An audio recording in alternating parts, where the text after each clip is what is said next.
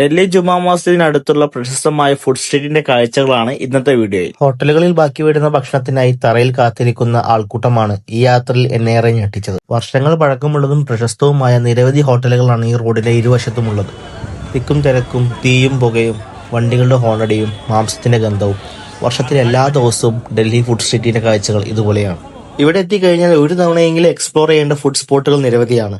മുഗൾ കാലഘട്ടം മുതൽ പ്രശസ്തമായ ഷാജി തുക്കട പോലെയുള്ള ഡെസേർട്ടുകൾ, മധുരം ഇഷ്ടപ്പെടുന്നവർക്ക് എക്സ്പ്ലോർ ചെയ്യാൻ ഒരുപാട് ഫുഡ് സ്പോട്ടുകളാണ് ഇവിടെ ഉള്ളത്. ഇനി ചിക്കൻ വിഭവങ്ങൾക്കായിട്ട് ബട്ടറിൽ കുളിപ്പിച്ചിരുന്ന അസ്ലം ചിക്കനും ആജി മുഹമ്മദ് ഹുസൈന്റെ ഫ്രൈഡ് ചിക്കനും ഇതിൽ പ്രശസ്തമാണ്. കൂടാതെ മൊഹബത് ക സർബത്തിന്റെ പല ഷോപ്പുകളും ഈ സ്ട്രീറ്റിലുണ്ട്.